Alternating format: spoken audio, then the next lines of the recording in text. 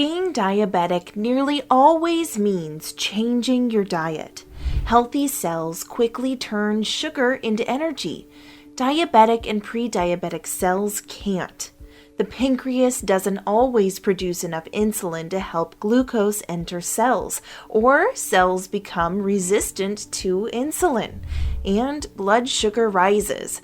A healthy diet can flatten those dreaded blood sugar spikes. But what does a healthy diet look like? Today, we're going to find out what it doesn't look like, and more importantly, why. But before we do, could you click on the thumbs up? Supporting our channel means we can reach even more people concerned about diabetes. Subscribe and ring the bell, and we'll let you know about the latest Diabetics Talk videos. And finally, watch on to find out how to claim 3 diabetes-fighting gifts designed especially for you. We all know sugar isn't the right choice for diabetics. In fact, processed sugar isn't the right choice for anyone. A research team at the University of Ouro Preto in Brazil tested 2 groups of healthy rats. One group was fed sugary food. The other got the same calories but with less sugar.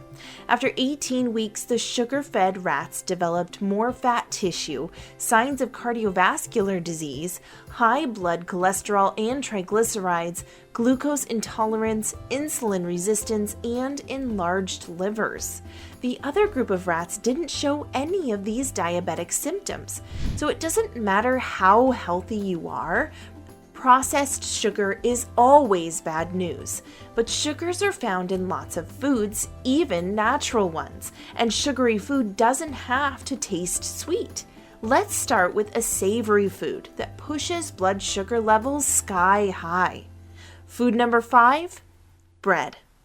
Bread has been a staple food for centuries. How would life be without morning toast or lunchtime sandwiches? Brown bread is healthier than white bread, but not if you have diabetes. Flour is heavily processed. It doesn't matter whether you use buckwheat, rye, or wheat flour. Each grain is pulverized into fragments. But crunch on a handful of raw whole grains and you won't get that blood sugar high. To break down whole grain kernels into simple sugars, we need to chew and produce lots of digestive enzymes, because only simple carbohydrates can be absorbed into the bloodstream.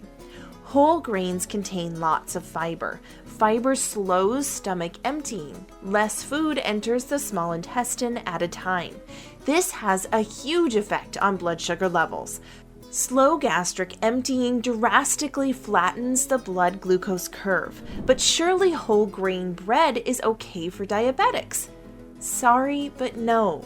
A randomized controlled trial at the Whistler Center for Carbohydrate Research backs this up.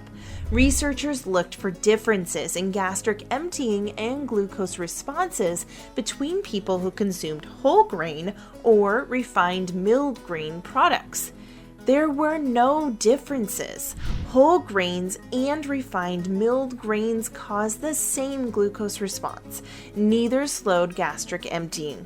Because flour is like a partially digested food, our bodies don't need to work very hard to get that simple sugar.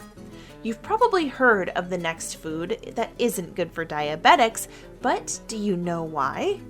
Food number 4 is potatoes. Potatoes are root vegetables, and vegetables are important for our health, right?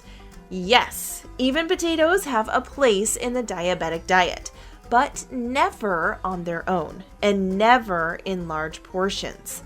One serving, that's 1 medium potato, weighs close to 7 ounces. Eat a potato with its skin, and you get a helping of antioxidants like vitamin C. Red and blue potato skins provide extra numbers of diabetic-fighting anthocyanins.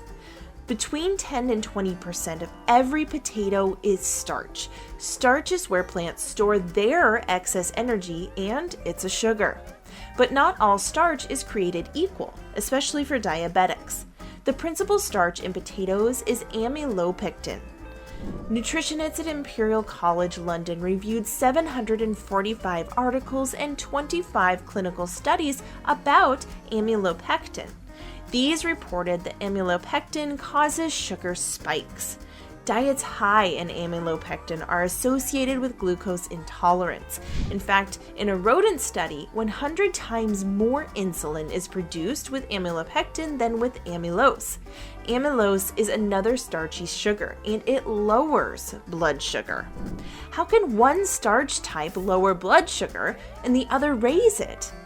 It's all to do with how starch molecules are constructed. Amylopectin has lots of different branches and a huge surface area. Digestive enzymes have more places to attach. They quickly turn amylopectin into simple carbs. Amylose doesn't have any branches. It's one straight line. Enzymes don't have much space to work, so amylose is broken down very slowly. Diabetics don't have to avoid potatoes completely, just eat the baby ones. New potatoes haven't had time to produce big amylopectin stores. The older the potato, the more amylopectin it contains. Food number 3, breakfast cereals. As we've seen with flour, our bodies don't need to work hard when we eat processed grains. Most breakfast cereals also contain refined sugar. That's double trouble for diabetics. Have you heard the terms glycemic index and the glycemic load? Glycemic index scores tell us how quickly the sugars of different foods are absorbed into the bloodstream. Glycemic load values tell us how many of these sugars are in one serving of that food. And one glycemic load unit is equal to 1 gram of glucose. Most breakfast cereals have a high glycemic index and loads. A 1 cup serving of corn flakes has a glycemic index value of 80 and a glycemic load of 24. The same serving of cocoa-flavored puffed rice has a GI of 77 and a GL of 20. 20 to 24 grams of sugar in each small serving. Are there any cereals diabetics can enjoy? The American Journal of Nutrition says 1 cup of rolled oats has a GI of 55 and a GL of 9. Eating whole rolled oats without added sugar is linked to better glucose control. Mix your morning porridge with unsweetened dairy or non-dairy milk, berries, and seeds to lower that glycemic load even more. We're going to look at the next 2 surprising foods in just a second. But before we do, remember those free gifts? Discover an entire world of diabetes-fighting foods with our new book, 10 Incredible Foods That Reduce Blood Sugar. Plus, you'll discover the real reason why type 2 diabetes, obesity, and heart disease are increasing at an alarming rate, and find out what really works when it comes to preventing these illnesses by watching our free 1-hour documentary, The Scary Truth About Sugar. And not only that, we are giving away a free recipe book, Amazing Alternatives to Rice, Pasta, and Bread, which contains over 50 easy to prepare and easy to follow recipes you can eat with the whole family. These gifts are free and waiting for you to grab them in the description box below. Now on to our countdown of the 5 foods to avoid for diabetics. Frighteningly, food number 2 is often recommended for diabetics. At number 2, artificial sweeteners. Sugar-free soda, low-calorie sauces, low-carb pre-packaged meals.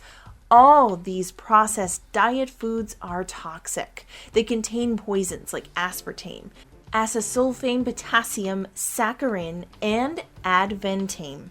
All have FDA approval, but they shouldn't. A 2021 article in Frontiers of Nutrition tells us why.